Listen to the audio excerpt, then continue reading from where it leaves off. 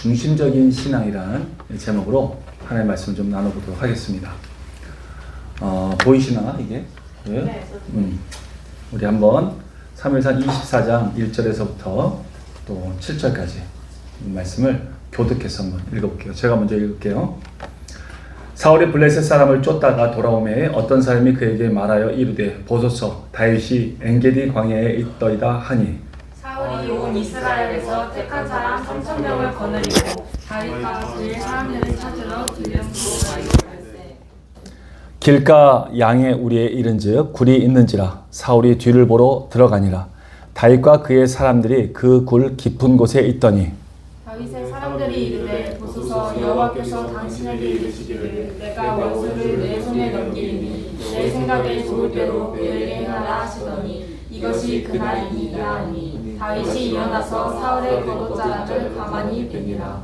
그리한 후에 사울의 옷자락 뱀으로 말미암아 다윗의 마음이 찔려 자기 사람들에게 이르되 내가 손을 들어 여호와의 기름 부음 받은 내 죄를 치는 것은 여호와께서 금하시는 것이니 그는 여호와의 기름 부음을 받은 자가 되리라 하고 다윗이 이 말로 자기 사람들을 금하여 사울을 해하지 못하게 하니라.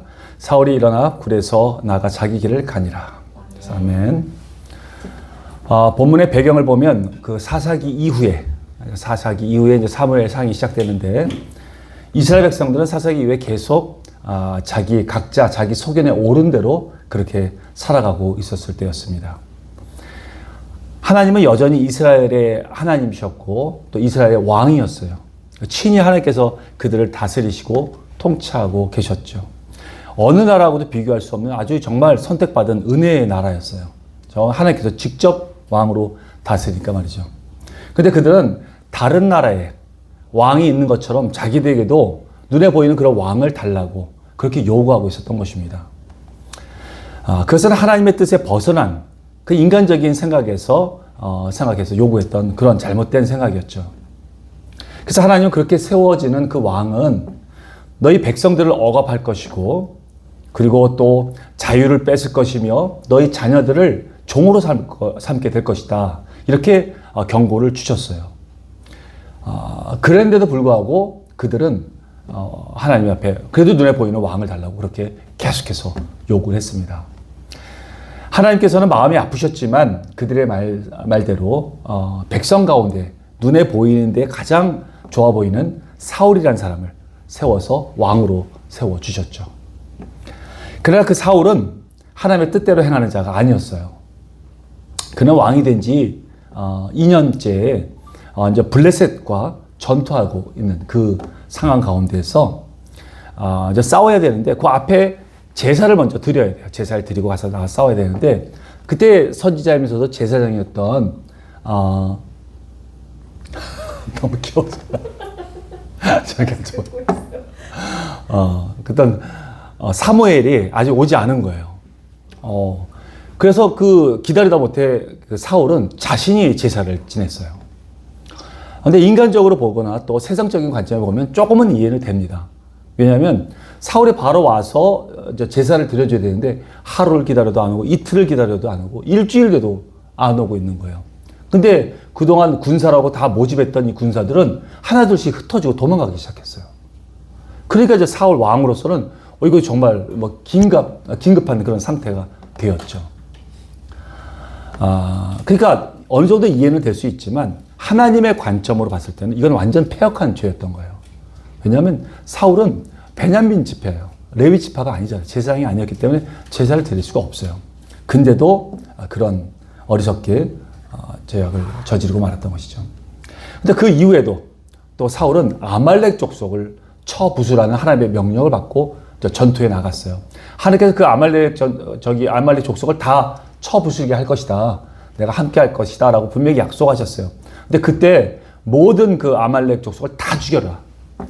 어린애까지 할 것 없이 그냥 다 죽이고 양과 소, 가축도 다 죽여라. 하나도 남김없이 다 죽여라. 그렇게 말씀하셨어요. 그 관점은 여러분 너무 잔인해 보일 수도 있지만 그것은 예수님 이후에 온 우리를 예표하는 것입니다. 그림자예요. 구약은. 신약의 그림자예요. 내 안에 있는 모든 죄악들, 교만함들 이것을 아주 요만큼도 내지 말고 다 없애라는 하나님의 그 명령과도 같은 거였죠. 근데 이것을 오해하면 아마 십자군 전쟁에서 막 싸우고 그 다음에 그냥 막 지금도 이스라엘을 막 싸우려고 하잖아요. 이건 잘못된 거예요. 예수님을 알지 못하고 하나님의 뜻을 알지 못한 잘못된 행동이죠. 어찌됐건 이 사울은 그 아말렉에 있었던 왕, 아각 왕을 그냥 데리고 왔어요. 포로로 데리고 왔고, 그리고 살찐 소들이나 좋아 보이는 것들은 다 살려서 그냥 가져왔어요. 하나님의 말씀을 어겼습니다. 그래서 사무엘이 질책을 하자, 아니 이것은 제사를 드리려고 이렇게 가져온 것이라고 변명했어요. 그러나 실제는 그 전쟁에서 승리한 그 기분을 만끽하려고, 그래서 전승물로 이걸 좀 제가 차지하고 싶은 그런 교만한 마음에서 불순종을 하게 된 것입니다. 그래서 하나님께서는 사울을 세우신 것을 후회하셨어요. 후회하시고 다윗을 선택하시고 다윗에게 기름을 부어주셨죠. 그 이후에 기름 부음 받은 이후부터 다윗은 굉장히 그 활약이 나타나기 시작했습니다. 가장 먼저가 블레셋과 다시 싸우려고 할 그 이스라엘 군사들이 있었을 때, 그때 그곳에 골리앗이라는 장수가 있었는데 계속해서 이스라엘 백성들을 놀려댔어요. 하나님을 모욕했습니다. 근데도 너무 겁이 나니까 이스라엘 백성은 아무것도 못하고 있었을 때 다윗이 그 거룩한 분노를 가지고, 그리고 문맷돌로 그냥 쳐서 그 블레셋 그 한 3m 정도 되는 큰 장수를 그냥 쓰러뜨렸죠. 그 이후에 그 다윗은 이스라엘 군대의 천부장이 되었습니다. 천부장도 되고, 그리고 사울 군대의 장군으로서 그 측근에서 섬길 수 있게 되었죠. 근데 다윗은 그 이후로 나갈 때마다 승승장구했어요. 모든 전투에 막 승리했습니다. 그러니까 그때부터 사울은 다윗을 시기하기 시작했어요. 백성들이 너무 다윗을 좋아했거든요. 그러니까 이제 막 시기하기 시작했어요. 시기하고 질투하기 시작했습니다. 여러분, 시기와 질투가 있을 때 그때는 사단에게 내 마음을 열어주는 것과 마찬가지입니다. 그 시기와 질투 가운데 바로 사단이 들어와요. 그때 사울에게도 그 더러운 악한 영이 들어가기 시작했죠. 들어갔을 때는 바로 창을 들어서 다윗을 죽이려고 했어요. 사울은. 그때마다 다윗은 이제 도망 다녔죠. 도망 다니고 더 이상은 이제 몇 번 그렇게 죽이려고 하니까 더 이상은 왕궁에 있게 될 수가 없어서 이제 광야로 도망가게 되었습니다. 그리고 도망갈 때 다윗을 지지했던 그런 추종하는 한 400명 정도가 따라가게 되었어요. 그 후에 이제 600명이 되었지만 말이죠. 사울은 계속해서 다윗을 죽이려고 혈안이 되었고, 지금 본문과 같은 이런 상황이 나타나게 된 것입니다. 본문을 보면 사울은 3,000명의 병사를 이스라엘 그 군사 중에서 추렸어요. 아마 가장 용맹한 사람들 뽑았겠죠. 그리고 다윗을 잡으려고 수색하러 그 광야로 나갔어요. 나갔다가 잠시 뒤를 보려고, 용변을 보려고 굴 속에 들어갔어요. 그래서 여기서 뒤를 본다고 우리가 말을 하는데, 이거는 히브리어 말로 레아세크라고 말한다. 레아세크. 이게 이제 뒤를 본다라는 말인데, 이게 발을 덮는다라는 뜻이에요. 발을 덮는다. 우리가 용변을 볼 때 바지를 내리잖아요. 그럼 이제 발을 덮게 되잖아. 그래서 이게 이 뜻이 용변을 본다라는 뜻이 되는데, 다른 한편으로는 잠잔다라고 할 때 우리 이불을 덮잖아요. 그때도 발을 덮기 때문에 이거 잠을 잔다 할 때도 레아세크라는 이 말을 쓰기도 합니다. 그래서 여기 본문에서는 뒤를 본다라고 이렇게 해석을 했지만, 또 다른 데서는 사울이 피곤해서 굴에 들어가서 잠자고 있다라는 그런 표현으로 또 해석하기도 합니다. 아무튼 그때 마침 그 동굴 안에는 다윗과 그 다윗의 부하들이 있었을 때였어요. 숨어 있었을 때요. 그러니 그 사울이 와서 이제 뒤를 보려고 왔을 때 그 부하들은 다윗에게 이렇게 말하는 거예요. 이것은 하나님께서 사울의 목숨을 이 다윗에게, 당신에게 넘긴 거니까 바로 죽입시다라고 그렇게 건의를 합니다. 여러분 같으면 이런 상황 같아서 어떻게 하시겠습니까? 이런 상황. 수없이 나를 괴롭히고 또 나를 넘어지게 하려는 자가 지금 무방비 상태로 나에게 지금 있는 거예요. 나한테. 예를 들어서 여러분, 교회나 뭐 직장이나 또는 뭐 어떤 학교나 또는 뭐 어떤 단체 같은 데 있던 상사나 선배 같은 사람이 나에게 막 핍박을 주고 있어요. 나에게 어려움을 주고 또 나에게 괴롭히다고 해서 나를 막 무너뜨리게 하고 있는 그런 사람이 있다고 칩시다.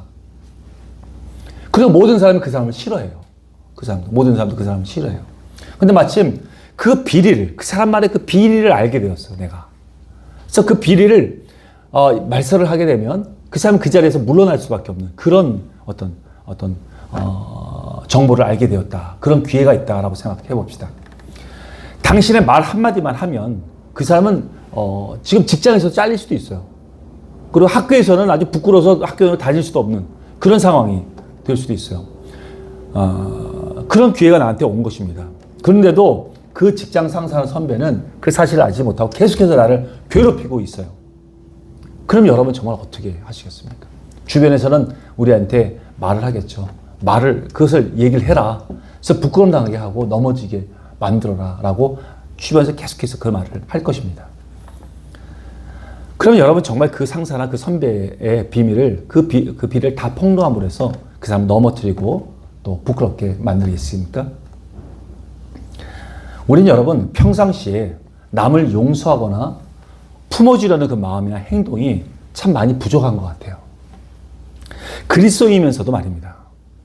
내가 잘못한 것은 쉽게 그냥 넘어가기를 바라면서도 남이 잘못한 것은 그냥 그렇게 그냥 덮어주려고 하는 용납하는 그런 마음이 잘 없는 것 같아요.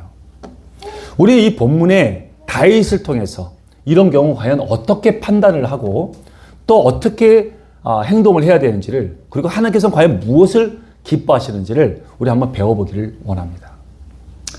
어느 중소기업의 그 경리과 직원이 장부를 정리하고 있었어요. 모든 직원들 다 퇴근했어요. 근데 밤 늦게까지 지금 이 경리과 직원은 지금 장부를 정리하고, 아마 그 마감을 뭐 하는 그런 일이 있었겠죠? 막 정리를 하고 있었어요. 근데 전화가 한 통이 걸려왔습니다. 전화를 받아보니까 잘못된 전화예요. 잘못 걸려온 전화예요. 그래서 이제 친절하게 잘못된 전화입니다. 잘못 걸리는 겁니다. 그리고 끊었습니다. 근데 얼마 있다가 또 일을 하는데 또 전화가 온 거예요. 그래서 전화를 받더니 그 사람이야. 이제 좀 짜증 났어요. 막 일을 하는데. 그래서 전화번호 좀 한번 확인해 보십시오. 지금 전화 잘못 걸으셨으니까 한번 전화번호 다시 보시고 제대로 전화를 하시기 바랍니다. 그리고 친절하게 응대를 해줬어요. 근데 또 시간이 지난 이후에 또 전화가 온 거예요. 바쁜데. 그래서 전화 받던 그 사람이야. 좀 많이 화가 났죠. 근데도 그 화를 내지 않고 더 친절하게 대답을 했어요. 똑같은 분에게서 똑같이 3번이나 이렇게 전화를 받는다는 것은 정말 우리가 인연이 있는 것 같아요. 상대방께서 전화 주신 분께서 찾는 그 회사는 아니지만 이 회사는 이러한 제품을 만드는 회사입니다. 혹시나 이런 제품이 필요할 때는 연락을 다시 주십시오라고 친절하게 대화를 끊었습니다.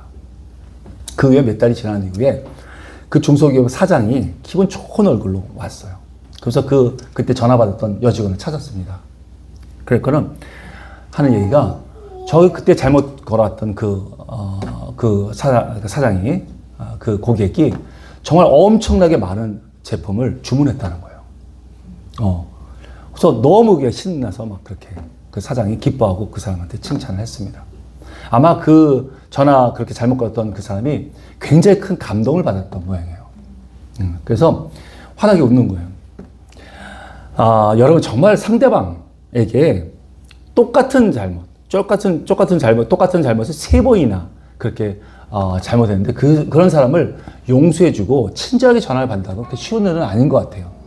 그것도 그냥 내가 마음 편안하게 느긋할 때 받는 전화와 바쁘고 내가 어려운 환경 가운데 처해 있는데 그렇게 친절하게 전화를 받고 응대해 준다는 것은 쉽지 않은 행동들입니다.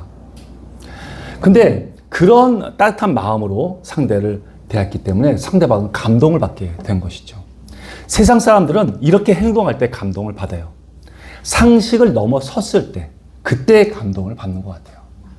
우리 그리스도인들은 예수님의 십자가의 사랑을 경험했기 때문에 우리는 그런 사랑으로 사람들에게 감동을 줄 수 있는 사람들이에요. 믿으십니까? 네, 아멘. 우리 그런 감동을 줄 수 있는 사람이 되어야 됩니다. 근데 지금 다윗이 바로 그러한 상황 가운데 있는 것입니다. 이스라엘 모든 백성들은 다윗을 사랑했어요. 그래서 사울은 수없이 다윗을 죽이려고 했습니다. 그런데 그러한 사울을 죽일 수 있는 기회가 온 거예요. 지금 다윗이 이러한 사울에게 복수를 해도 전혀 이상하지 않은 그런 상황입니다. 모든 사람이 다윗이 왕이 될 것을 알고 있었거든요. 그러니까 복수를 해도 전혀 문제가 되지 않는 상황이에요. 마치 경리부 그 직원이 계속해서 잘못된 그 전화에 좀 짜증을 내고 또 화를 내도 마땅한 것처럼 말이죠. 그러나 다윗은 그렇게 하지 않았습니다. 그는 상황에 따라 행동하는 자가 아니었어요. 오직 하나님께서는 어떻게 생각하고 계시는지 거기에 집중했습니다. 자신의 생명이 위태롭다고 해서 또 어려운 환란이 있다고 해서 그것을 모면하기 위한 행동을 한 것이 아니었던 것입니다. 사실 하나님께서 부하들이 4절에서 말했던 것처럼 하나님께서 내가 원수를 내 손에 넘기리니 내 생각대로 좋은 대로 그에게 행하라 라고 말씀한 적이 없어요. 그것은 이 상황이 마치 하나님께서 그렇게 주신 기회라고 그 부하들이 스스로 생각하고 말했던 것입니다. 우리 주변의 말을 잘 들어야 돼요, 여러분. 내가 아무리 힘들고 어렵다고 해서 나를 위한 조언이라고 이렇게 말을 하는 경우가 참 많은데 그때 성경적인 기준이 없이 또 성경적인 어떤 나의 그 신앙의 기준이 없이 그냥 마구 들어서는 안 됩니다. 만약에 다윗이 하나님을 모르고 또 이러한 성경적 기준이 없는 상태에서 그 부하들의 건의를 들었다면 그래서 사울을 해칠 기회가 생겼다면 그는 어쩌면 사울을 죽일 수도 있었을 것입니다. 4절에서 말하는 것처럼 세상은 우리에게도 지금도 말하고 있어요. 네 생각에 좋은 대로 행해. 네 소견에 옳은 대로 행하라. 보이는 대로 생각하고 행동하라 라고 자꾸 그렇게 우리를 부추깁니다. 그래서 이런 기회의 상황을 주신 것이 너를 괴롭게 했던, 너를 힘들게 했던 상사나 선배들에게 대가를 치르게 하는 그런 기회를 주신 하나님의 뜻으로 오해하게 만들어요. 또한 나에게 닥쳐진 그 상황이 하나님의 말씀에 그런 검증이 없이 바로 하나님의 인도하심을 받는 것이라고 착각하게 만들죠. 모든 것이 내 기준으로, 모든 사람이 내 기준으로 맞춰서 행동하는 그런 실수를 저지르게 되는 겁니다. 그래서 죄악을 저지르게 되고 그리고 넘어지게 되는 것이죠. 여러분, 주변의 말을 듣고 자신의 신앙의 기준에서 벗어난 적이 있으십니까? 주변의 말을 듣고 나서 나의 신앙의 기준은 이러한데 주변의 말 때문에 왜 이 신앙의 기준을 벗어나게 행동한 적이 있으십니까? 다른 사람하고 비교하지 마세요.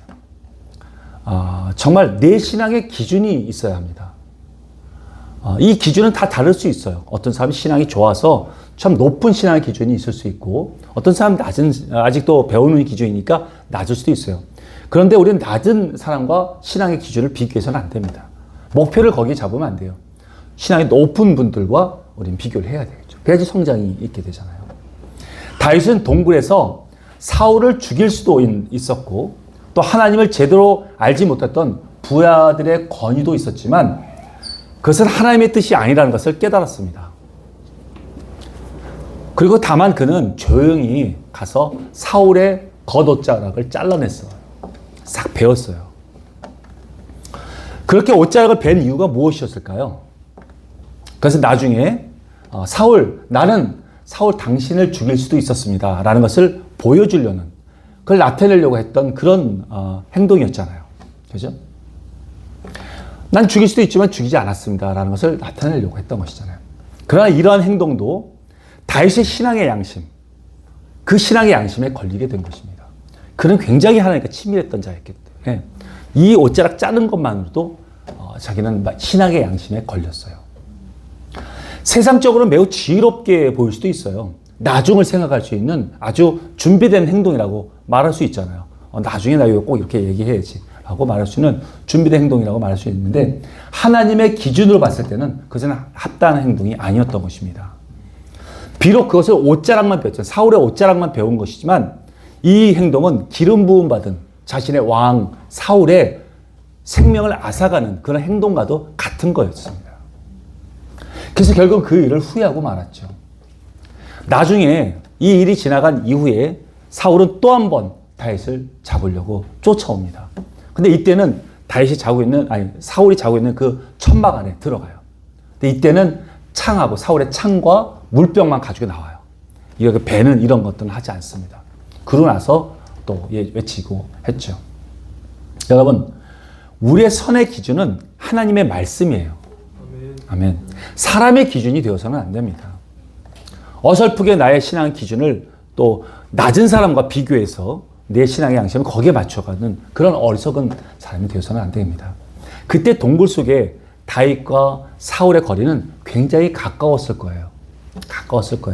왜냐하면 동굴에서 소리가 나잖아요. 조용해도 아주 굉장히 조용한 상태인데 소리가 나잖아요. 그 가까운 거리였어요. 근데 만약 다윗이 사울을 자신에게 넘겨줬다는 그의 부활의 말을 듣고 만약 그대로 사울을 죽였다면 과연 하나님께서 기뻐하셨을까요? 하나님께서 기뻐하셨을까요?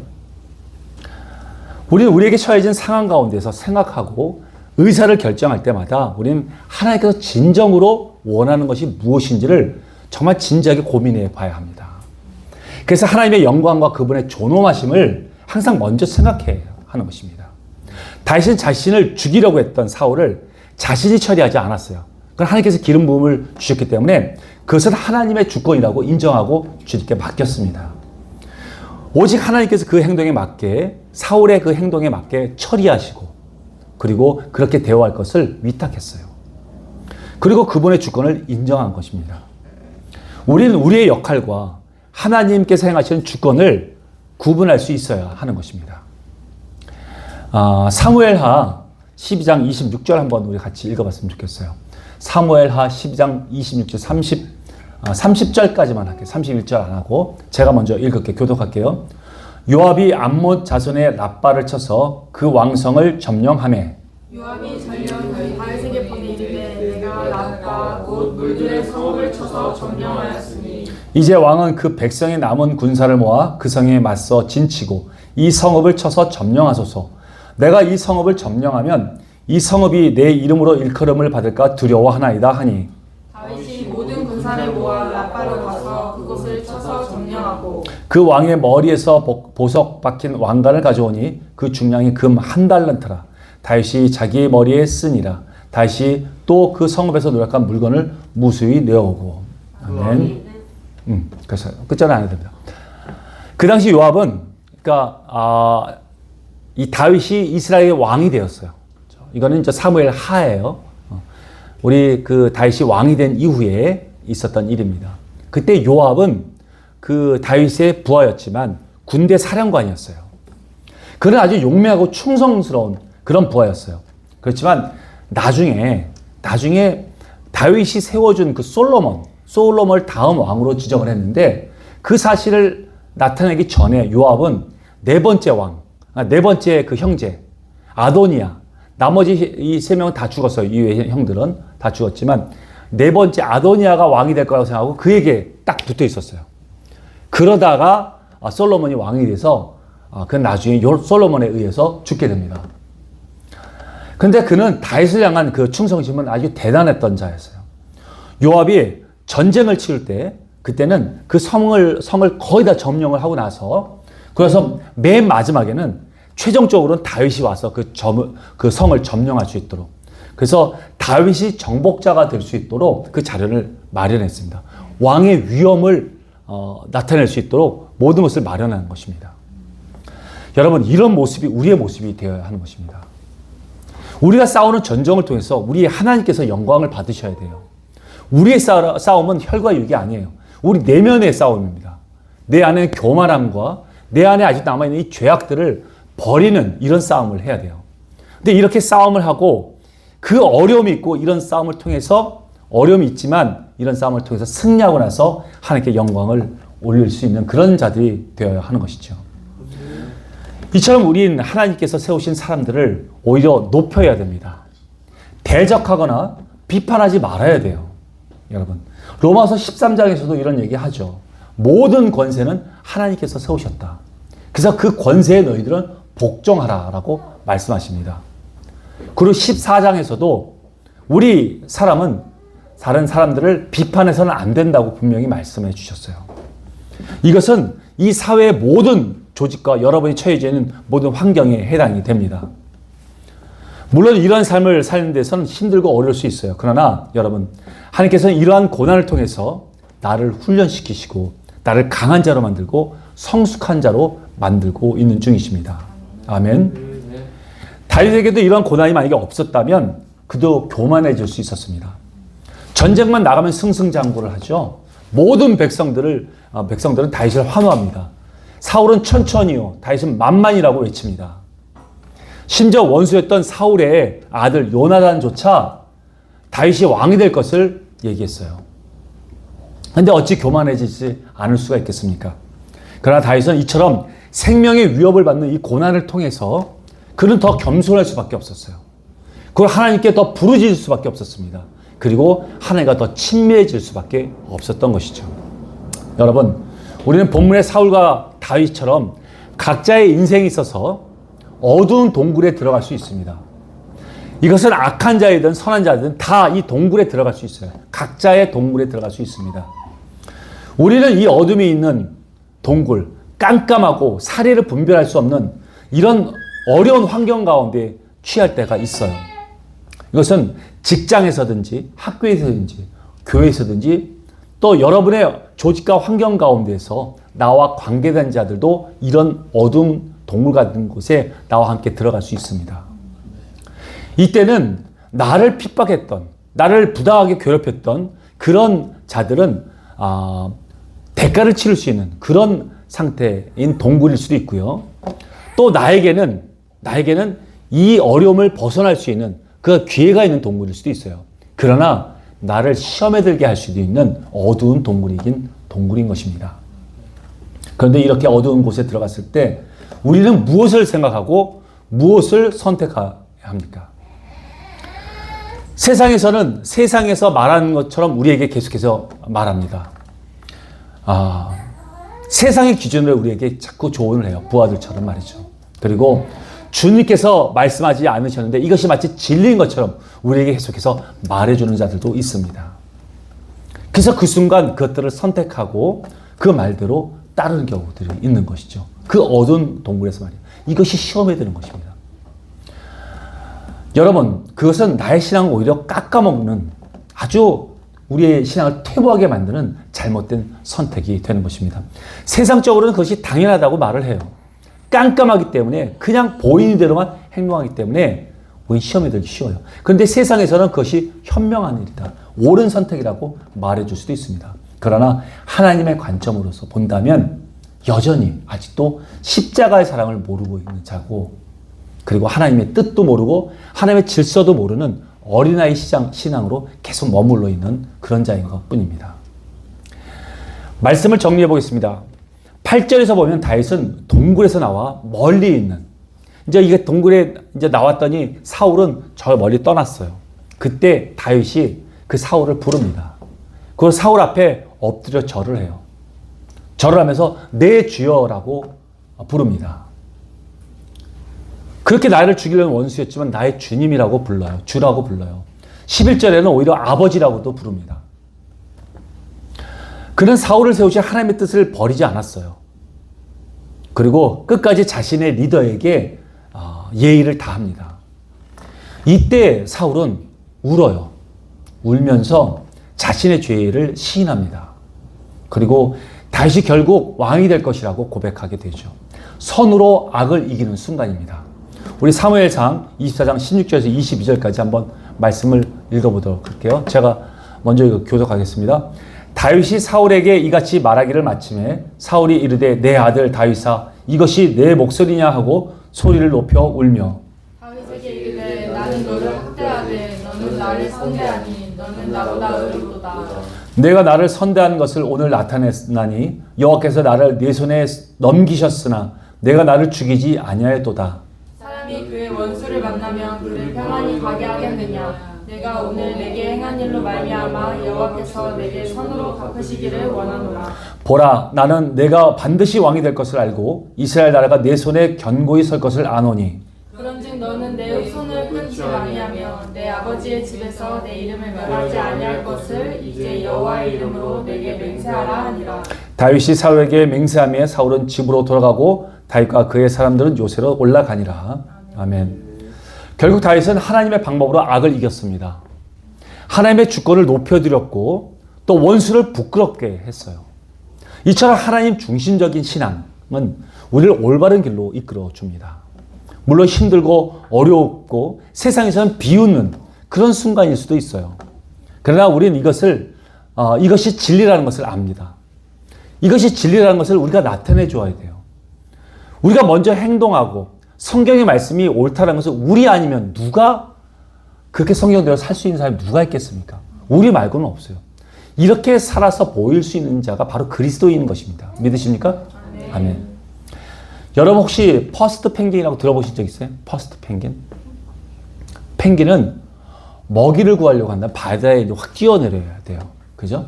그 바다에. 근데 그 바다 속에는 정말 뭐 바다 표범도 있고 아주 펭귄을 잡아먹는 아주 천적들이 그렇게 많이 있어요. 그 바다 안에.